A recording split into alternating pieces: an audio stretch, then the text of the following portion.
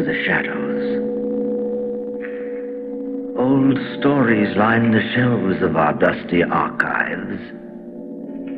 Stories of dreams, mystery, horror. We would like to bring one of our early radio tales back to life during this half hour. Let's see. For by death is wrought greater change than hath been shown. Whereas the spirit that removed itself cometh back upon occasion, and is sometimes seen as appearing in the form of the body it bore, yet it hath happened that the body without the spirit hath walked, and it is attested that a corpse so raised hath no natural love, nor remembrance thereof, but only hate. Also it is known that some spirits which in life were benign become by death evil altogether. Yes, the sentiments introducing and illuminating a story called The Death of Halpin Fraser by Ambrose Bierce. Let's hear the rest. One dark night in midsummer, a man waking from a dreamless sleep in a forest lifted his head from the earth and stared a few moments into the black. Catherine.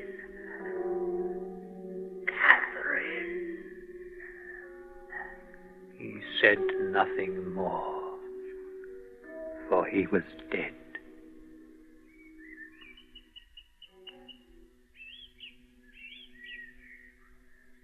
The man was Halpin Frayser, and his body was discovered the following morning by Sam Holker, the deputy sheriff from Napa, and Jim Jarrelson, a detective from San Francisco. The two men left the town of Saint Helena at the first glimmer of dawn and walked along the road northward up the valley toward Calistoga. They carried guns on their shoulders. Their business was man-hunting. How far is it? Oh, only a little ways yet. There's a turn ahead, and it's just beyond that. Don't see how we'll see anything when we get there. It's fog. It'll thin out and blow off around noon, I expect. Then we'll wait around until he shows. Till he shows? Oh, he'll show all right. I've seen him 3 times. You say he's been hanging around the graveyard? Yeah, where they buried his wife. Now, she was the weirdie. Ooh. Maybe you can't blame him for what he did to her.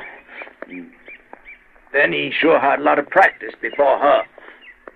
She was a widow when he met her, in fact.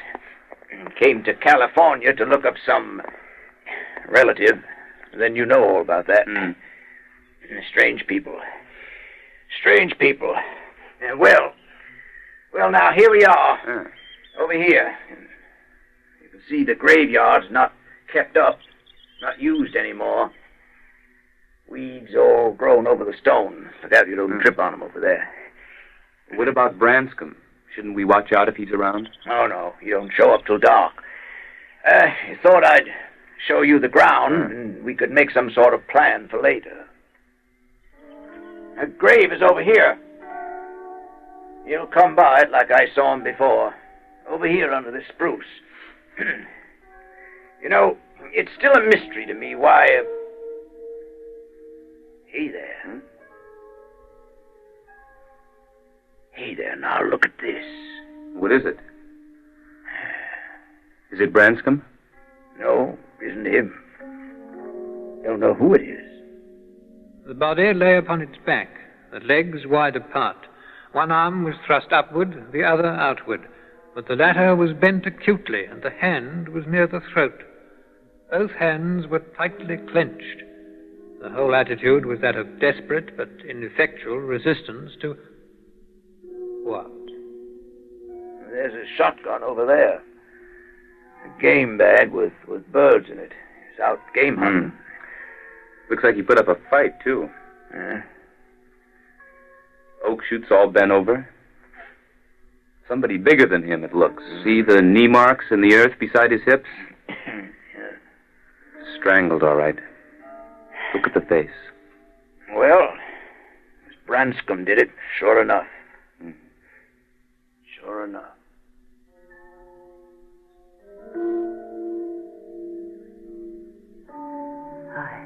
I had been all day in the hills west of the Napa Valley, looking for such small game as was in season.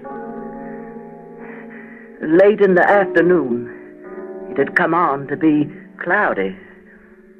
The absence of trails had so impeded me that I was overtaken by night.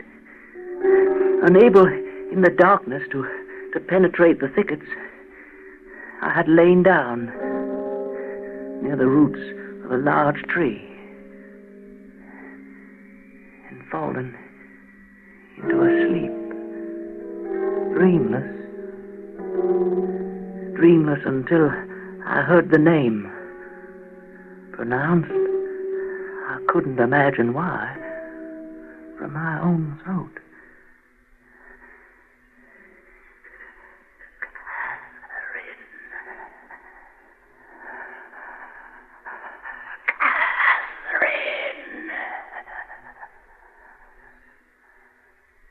Then I lay down and went to sleep, but this time no longer dreamless. I thought I was walking along a dusty road that showed white in the gathering darkness of a summer night. As I pressed forward, I became conscious that my way was haunted by invisible existences. A shallow pool in an old wheel rut caught my eye with a crimson gleam. I stooped and plunged my hand into it. It stained my fingers. It was blood. It was blood. Blood was everywhere about me. The weeds showed it in blots and splashes on their leaves. Defiling the trunks of the trees were broad maculations of crimson, and blood dripped like dew from their foliage. Seemed to be all in expiation of some crime. I was aware of my guilt, but I couldn't remember the crime. I tried to search it out by tracing my life backwards to discover the moment of sin. Scenes and incidents came crowding, one picture effacing and confusing another, but nowhere could I catch a glimpse of the crime. I will not submit unheard. I will not submit unheard. There may be powers that are not malignant traveling this accursed road. I shall leave my record. I shall live my record, and on appeal, I shall relate the wrongs, the persecutions that I endure. I a helpless mortal and a penitent. I found a memorandum in my pocket, but no pencil. I had no pencil. I broke a twig from a bush and dipped it into a pool of blood. And I began to write. I wrote rapidly. I wrote my appeal. Oh, I don't know where the words came from, but I wrote. Yeah. It seemed I'd hardly touched the paper with the twig when I heard her. At first from some measureless distance away. Soulless. Hardly. A curse. A strange sensation began to take possession of my body and my mind. Some overpowering presence, a malevolence. Approaching me. I could not tell from what direction, from everywhere. She was everywhere about me. I had to complete my record, my appeal. I wrote with terrible rapidity, the twig rilling blood without renewal. My appeal.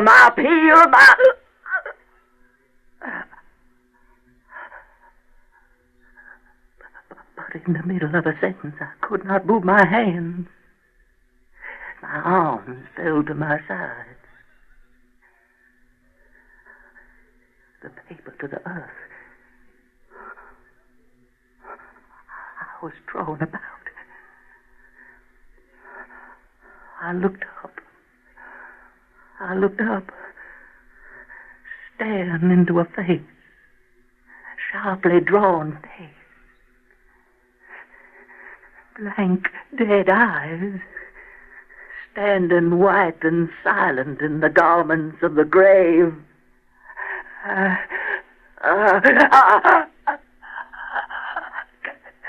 Kathy? Mother! Mother!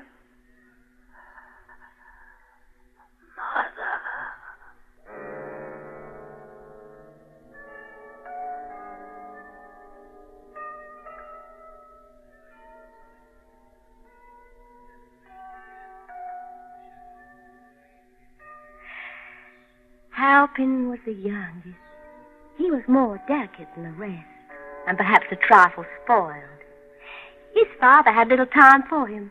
His father was what no southern man is not, a politician. It took a good deal of his time, and I suppose it saved us from the war. But then later, other children were at school, and I had Halpin all to myself.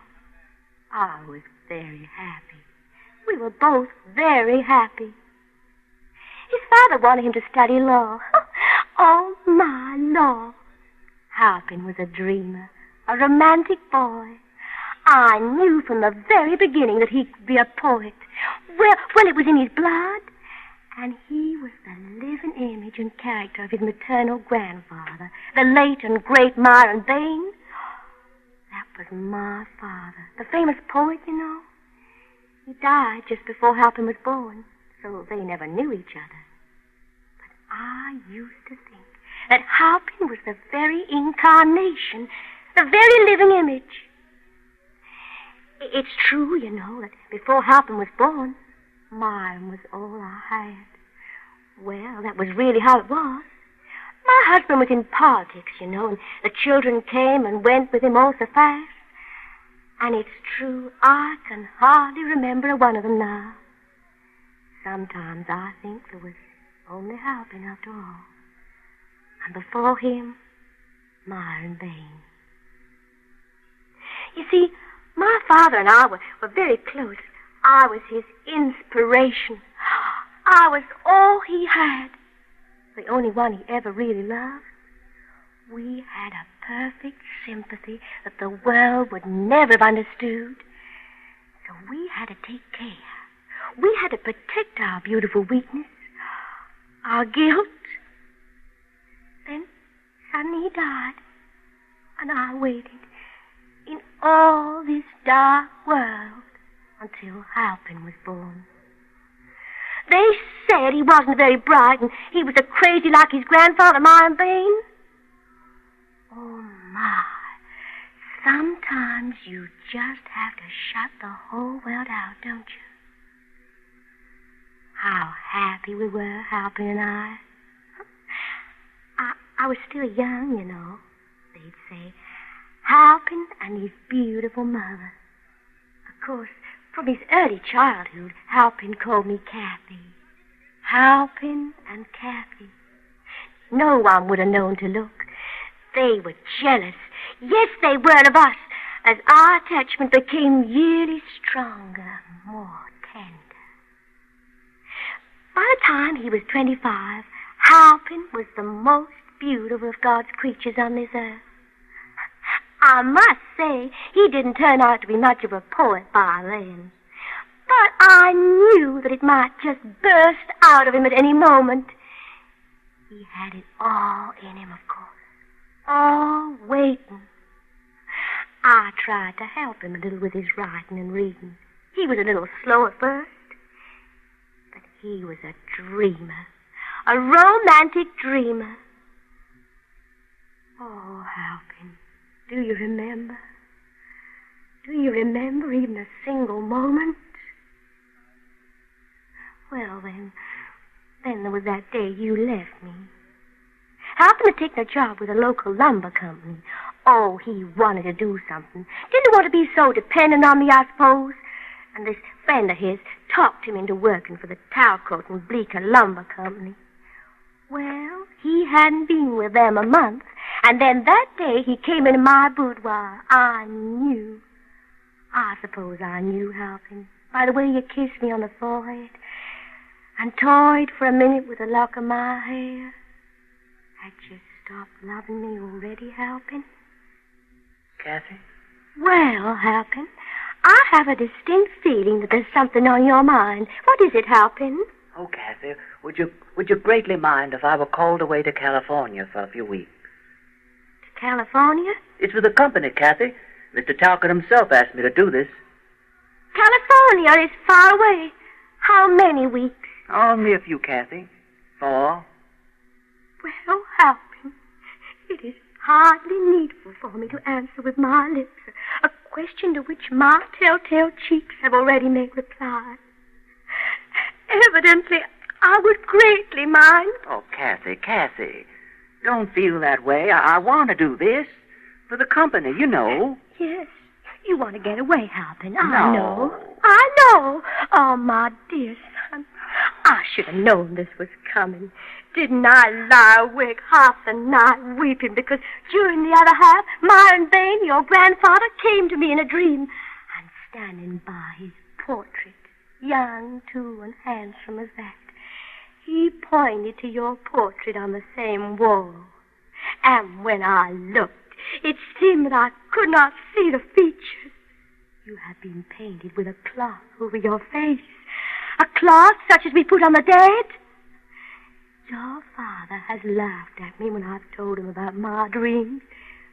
But you and I, dear, we know that such things are not for nothing. And Halpin, I saw below the edge of the cloth the marks of hands on your throat. Oh, Halpin, forgive me, but we've not been used to keep such things from each other. Perhaps you have a different interpretation of my dream, Halpin. Perhaps it does not mean that you will go to California. Or maybe you take me with you. That's such a strange dream, Kathy. You dreamed all that before. Didn't tell me. Well, now you know, Halpin. I remember hearing that there are medicinal springs in California. Places where one recovers from rheumatism and neuralgia. Well, now, that might do me some good. My fingers have grown so stiff lately. You see, Halpin? So stiff, especially in the morning. I'm almost sure they have been giving me great pain while I slept. Like they was grasping something. Couldn't let go. Like a throat, Kathy. Like a throat when you hold them like that. Oh, but that's only in a dream, Halpin. And we don't want to mistake a dream for real life. No, Kathy. No. We don't ever want to take a chance of mistaking a dream that way.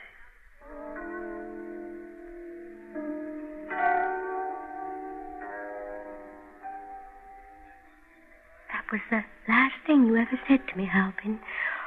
Seems I remember that. You were gone next morning. Couldn't see you for dust. My poor hands never straightened out. They try to find you in all their emptiness. You never wrote. You just vanished like you never was. Oh, my. I came all the way to California looking for you. A long while in San Francisco, someone said you'd gone to sea. So I watched the ships and the sailors. I thought each one was you, Halpin. I made believe they were because I wanted to wake up out of my dream. Then a very mean man indeed, took me up here to the mountains, and we lived a while torturing each other. I hid all his stolen money in the graveyard. Still looking for it, I suppose. Oh, he was very mean to me, Halpin. He had a little knife, which he kept sharp as a razor. Kathy, look, Halpin. Kathy. Look at me. See what he did?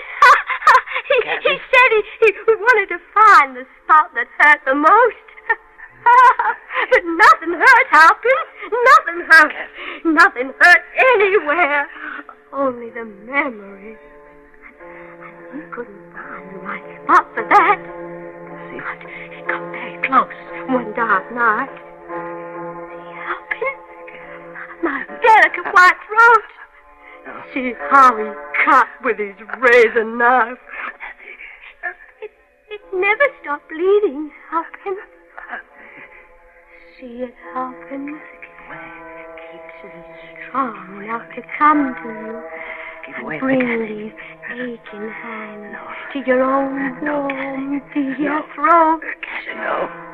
See me, Halpin.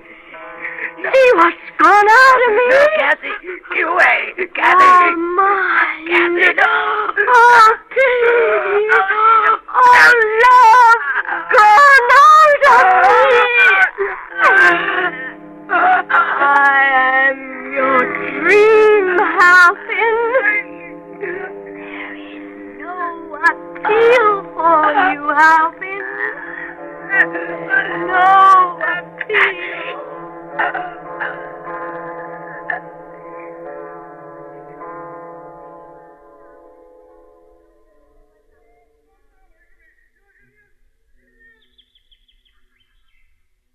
To Jarlson and Holker, the nature of the struggle was made clear by a glance. The face and throat were purple, almost black. The shoulders lay upon a low mound, and the head was turned back at an angle otherwise impossible. From the froth filling the open mouth, the tongue protruded, black and swollen. The throat showed terrible contusions. Not mere finger marks, but bruises and lacerations wrought by two strong hands that must have buried themselves in the yielding flesh, maintaining their terrible grasp until long after death. The work of a maniac, all right. Branscombe LaRue. Look here. Looks like he was writing something in a memorandum pad. Pretty scrawly. Well, I guess under the circumstances. Can you make it out? Let's see. It's poetry, looks like. The air was stagnant all. Silence was a living thing that breathed among trees. With blood, the trees were all adrip. Sounds like Bain. Bain? Who's Bain? Myron Bain. Poet half a century ago. Now, why would this poor fellow want to be copying down that dismal stuff? Dismal, all right. Well, in a way, I guess it figures.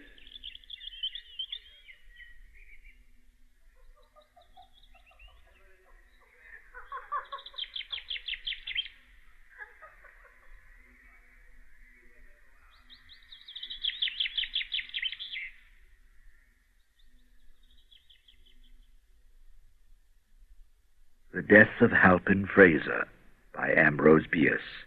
Adapted and produced by Eric Bauersfeld. Technical production by John Whiting, and music by Peter Winkler. Pat Franklin was heard as Catherine. Bernard Mays was the narrator. Ben Jacopetti was Jarlson, and Eric Bauersfeld was Halpin Frayser. Special technical production for this program was by Jim McKee. Well, that's all for now. Come and visit our archives again for another tale from the shadows. Real soon.